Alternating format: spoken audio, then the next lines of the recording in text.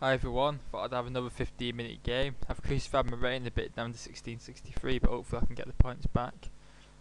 Seeing quite popular that 15-minute live commentary, so I thought I'd do one as well. And why again, and this time it's going to probably be an Indian defence. So C4. Ooh, and then I might have slipped down with C3. I was close. What's it going to be then? A kid? A nid? No, a Benoni.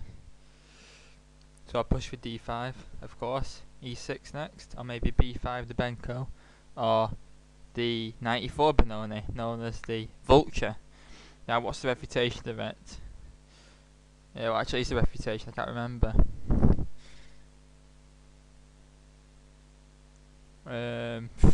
What is the reputation? Someone tell me. Because he's going to go Queen A5 next. Oh, knight C3 can't be bad. You can double my pawns if you want. It's only double pawns. I'll have dynamism in return. Now Queen C2, like in the Queen C2 Nimzo Indian. The Queen comes into the game with decisive effect. So I'm going to get double pawns, but what compensation have I got? How's his opening just worked? God, I'm going to sound a bit like I'm seeking comments here, attention seeking them, but please someone tell me how do you refute this fight 3.94 Benoni. I think it's called the Vulture. I'm not sure at all. On the other hand, he hasn't developed many pieces as a result of this, maybe E4. If Bishop G7, then I just support my pawn. So I'll do that. Sip of Imtar, hopefully it won't give me an upset stomach.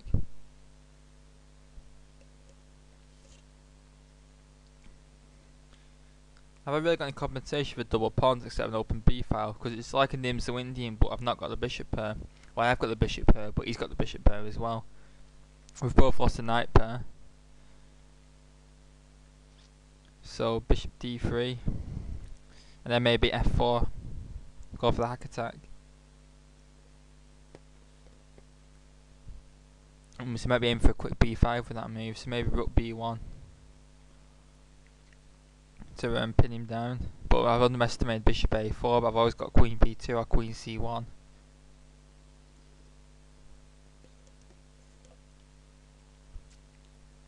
Hi, what, we're playing B5 now, eh?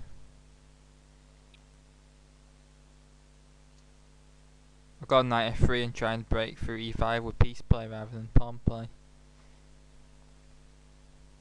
Oops.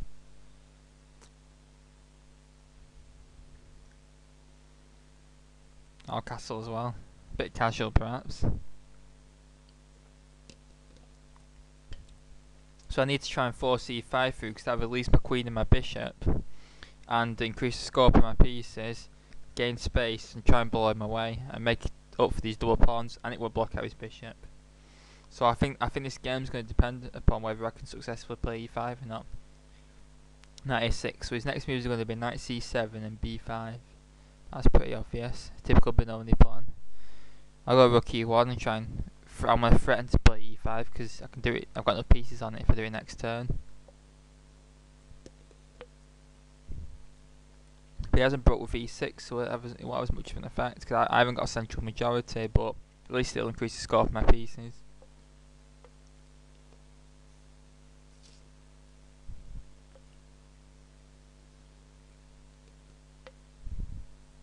The problem is though, is it because he hasn't broke with E6, then D6 isn't permanently backward. But I stopped me by playing E5 himself. So I think I need to take en passant to expose his D6 pawn, but on the other hand, his bishop will then be pointing at my C4 point, which can easily be attacked. Okay. Look at it. In fact, I cannot allow this E5. I need to make my centre fluid, so therefore takes.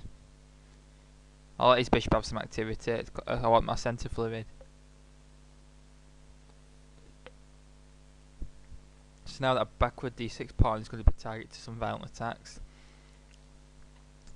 Maybe knight G5 threatening to win the bishop pair, but on the other hand he'd probably just let me take it because he can mobilise his centre then and get an open file for his rook.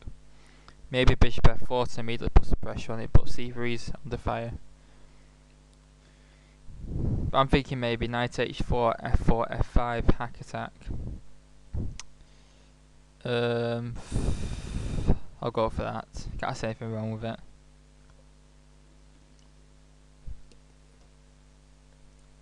Have a quick check of Twitter. Nothing interesting. So knight c7's preparing b5.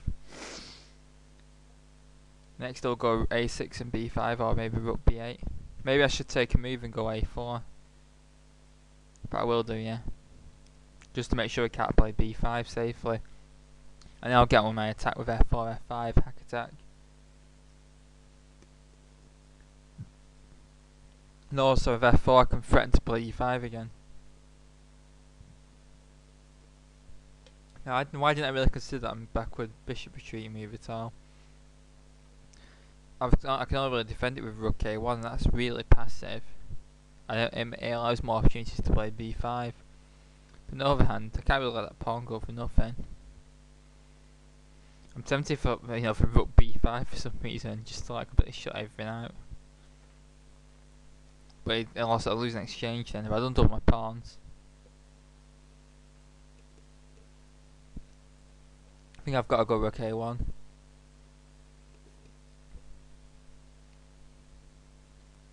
Yeah, rook a1. Box. Not good though.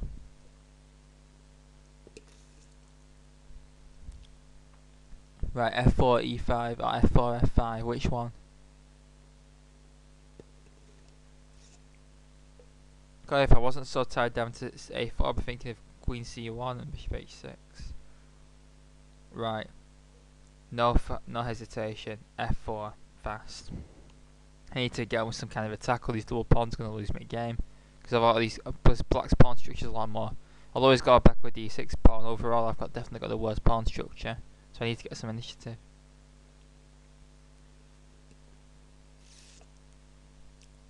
Yeah, if I go for f5, that gives an e5 square. So I should go for e5, I think, to release my pieces.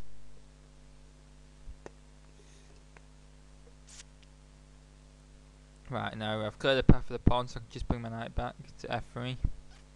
Also adding more pressure to e5. So I think after now this move, I think e5 looks the more logical break.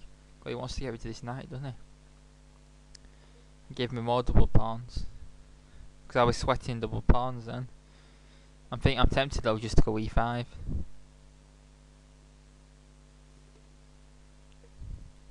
He would get rid of his d6 weakness, but my scope of my pieces will be drastically increased. Let's see, e5. I've got 3 pieces on it, but I can remove the f3 knight. But I can take his f6 bishop, so let's say e5, d takes e5, f takes e5. He's having now or never. Right, he's having it, e5. Triple exclamation mark.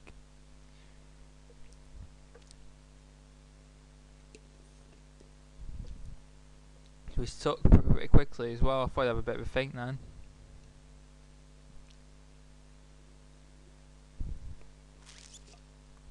Probably overlooked some as usual.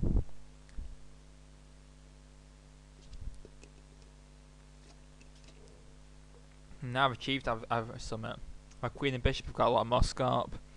I've blocked in his bishop, and also if he takes my knight off, I won't have double pawns. Although it will weaken my king a bit. But e5 is a bit weak. It's isolated as well, it's an IKP.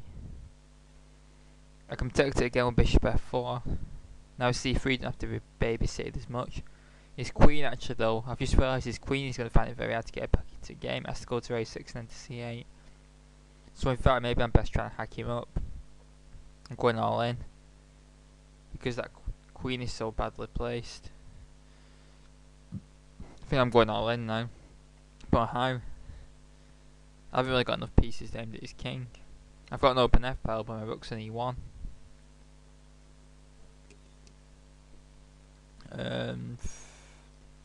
Maybe h4, h5. Tempting. And it's best.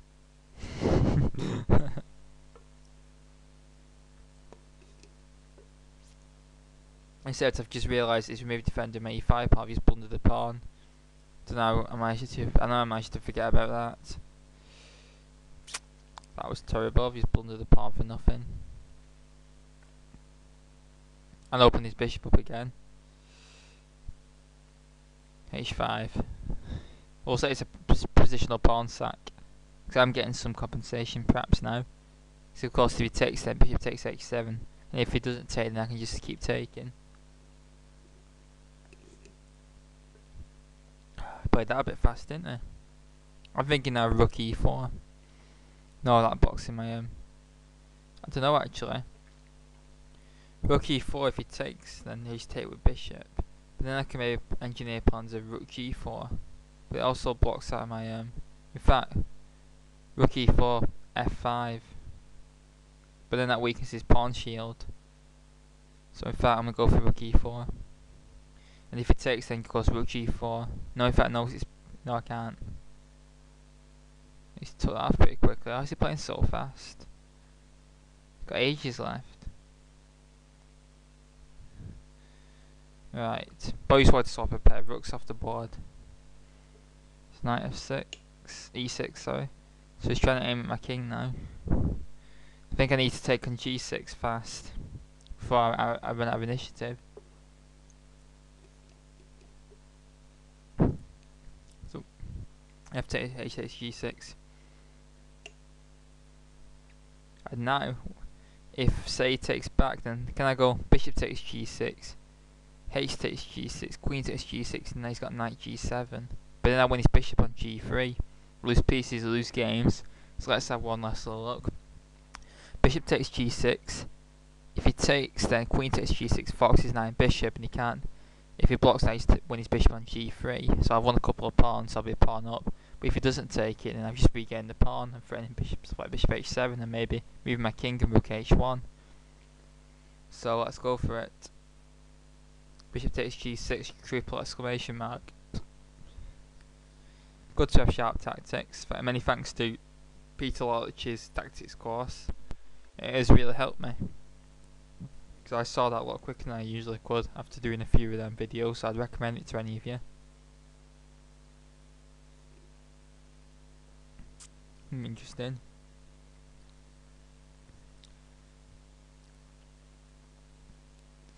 So of course now he's moved his bishop away, he's threatening now. Even if he does f6 in this position after queen takes g6, if he moves his knight back, then always rooks also protecting his bishop. Sneaky. So maybe I should play bishop takes f4, knight takes f4, bishop h7, move the king and try and get rook h1 in. His queen is still out of play, which is good. I'll do that then. Takes.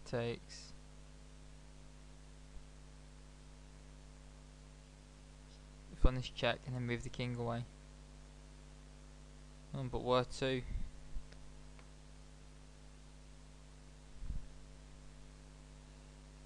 It's complex. I need to get his rook into game to have any chances of winning. It's only equal material because I blundered that pawn earlier. Why not maybe queen f5? But he's got knight e2 and then takes on c3. I need to get this rook into game to king f2. Need to make sure I don't let his queen in at any point by dropping c3. That's annoying because now I've got to take it.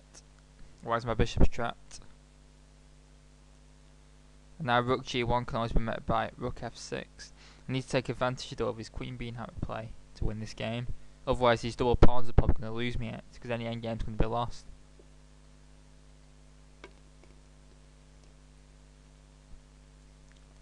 So let's see, rook g1, rook f6. Doesn't really follow up. Queen e4 maybe is a bit more testing. Or maybe bringing the rook to d5 is a lot more testing. After all, his queen can only go to a6 to try and get back into the game. Maybe rook d1 and rook d6. Maybe rook e1, rook e7 check and all that. I'll bring the rook in via d1, I've decided.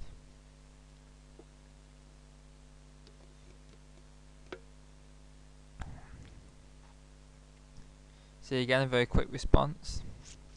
And quite a good response as well. What next? I can't really move my queen because dropping c3 not only does it lose a pawn but also allows his queen in. I think my queen is too pinned down to have any winning chances in this game and I'm too far behind on time. D6. Try and force rook f6 and then maybe check on d7 then. But does it really do anything? The answer is no. I think my only chance of winning this is going to be to sacrifice my queen side at the right time to bring my queen in for a kill. My rook takes f6 is certainly going to lead to a win. I need to preserve my rook, but then he just goes rook f7. It's only going to be a draw. But I don't know if I'm going to preserve these pieces. Maybe rook d8, and if he tries to bring his queen in via a6, I go queen e4. But then he's got b5, my rook's on d8. That's annoying. Maybe rook d5 then, but my rook's not as aggressively placed. I'll throw in this check anyway. Sure enough, rook f7 was the answer immediately.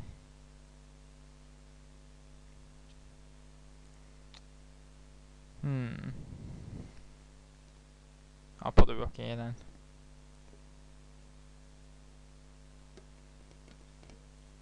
I can imagine queen a6, yep. Finally realises his queen does have to play an important role in this game.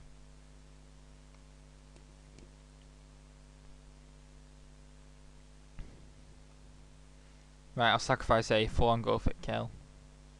We'll take a4.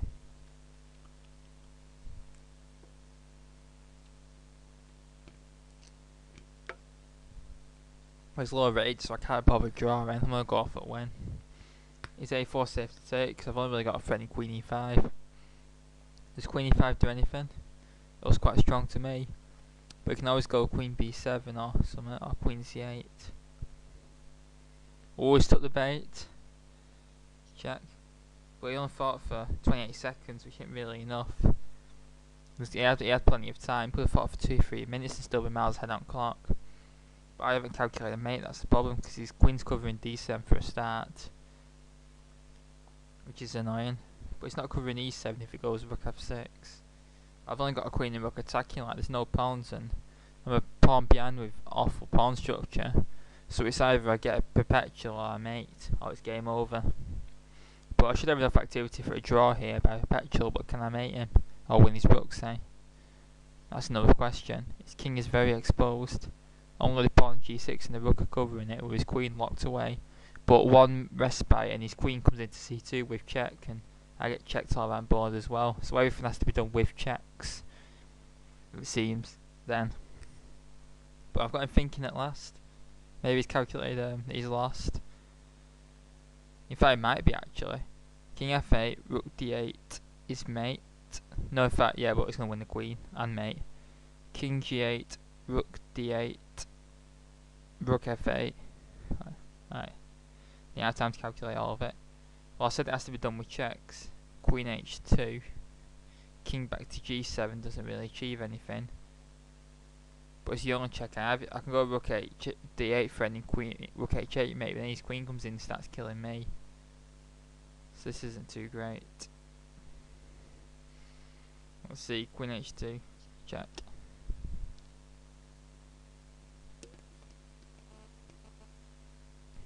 So if king g7 doesn't see anything better than to repeat moves with queen e5.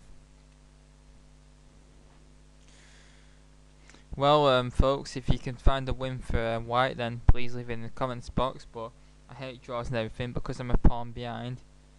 For nothing otherwise, I'm gonna get hacked myself. I think I have to do this. I think his king has to go to h7 or he gets mated. It seems. I'll offer a draw, which I presume will be accepted.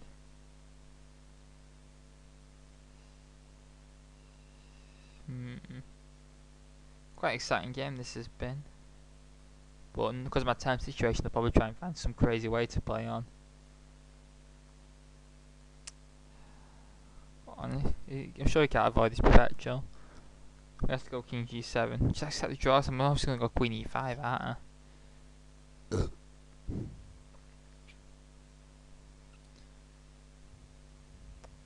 King h7, queen h2, draw, box.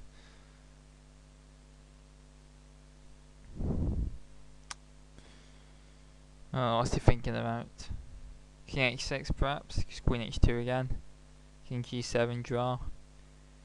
I've also got queen e3 if he does that, but I don't think that really does anything to change the result. It's a draw either way. Oh, accept the draw. There we go. Thank you. Good game anyway, I hope you enjoyed it. Please write in the comments box where I could have improved. Lost 3 points, which is annoying because I thought I played well. But please leave any comments and thoughts. Thanks very much. Need to pause this to stop this thing. There we go. Thank you. Goodbye.